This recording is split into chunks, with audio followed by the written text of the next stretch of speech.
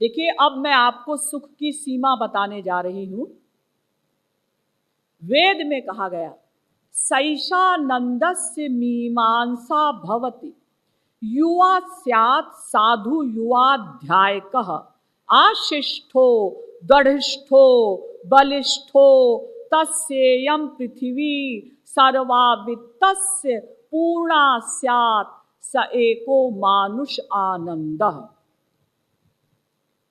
तैत्तिरीयोपनिषद दूसरी वल्ली का 8वां अनुवाक। यानी संपूर्ण पृथ्वी का, पूरे भूमंडल का कोई एक राजा हो, चक्रवर्ती सम्राट। आजकल ऐसा नहीं है। आजकल तो इंग्लैंड का अलग, अमेरिका का अलग, चाइना का अलग, इंडिया का अलग, ऐसा नहीं। संपूर्ण पृथ्वी का कोई एक राजा हो, उसकी युवावस्था हो, वो सुंदर हो, स्वस्थ हो, बुद्धिमान हो, कीर्तिमान हो, सारी प्रजा उसकी आज्ञा का पालन करती हो, सारे मंत्री उसकी आज्ञा का पालन करते हो, ऐसा राजा संसार का सबसे बड़ा सुखी व्यक्ति।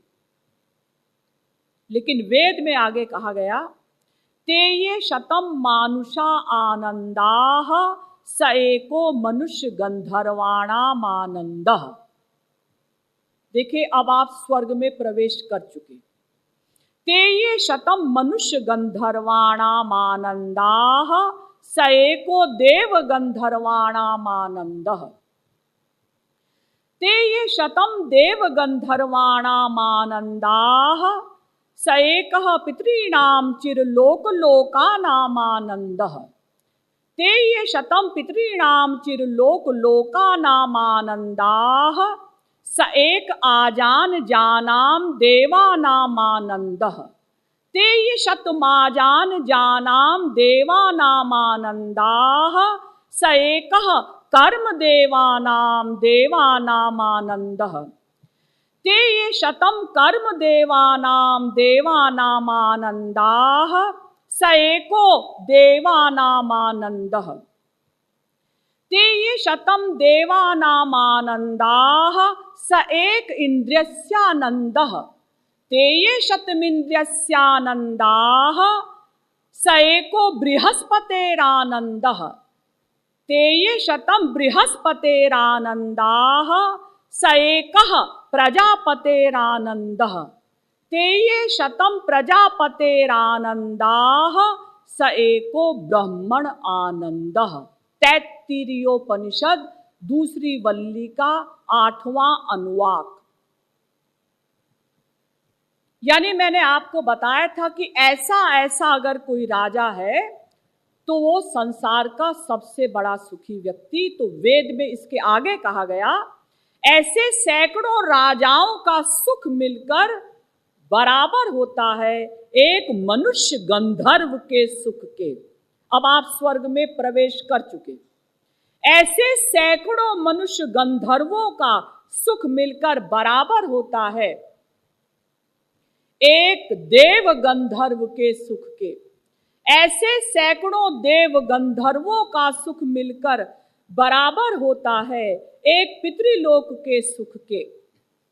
ऐसे सैकड़ों पितृलोकों का सुख मिलकर बराबर होता है एक आजानज देव के सुख के। ऐसे सैकड़ों आजानज देवों का सुख मिलकर बराबर होता है एक कर्म देव के सुख के।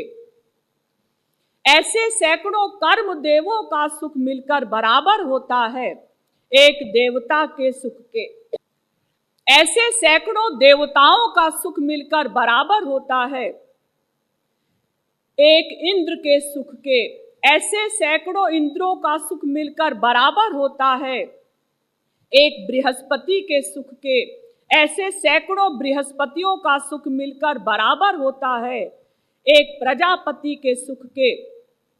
ऐसे सैकड़ों प्रजापतियों का सुख मिलकर बराबर होता है एक ब्रह्मलोक के सुख के। लेकिन गीता में भगवान कहते हैं, आ ब्रह्म भुवना लोकाः पुनरावर्तिनोर्जुन। गीता के 8वें अध्याय का 16वां श्लोक। अर्जुन, ब्रह्मलोक तक सुख नहीं है, ब्रह्मलोक से भी यही लौट कर आना पड़ता है।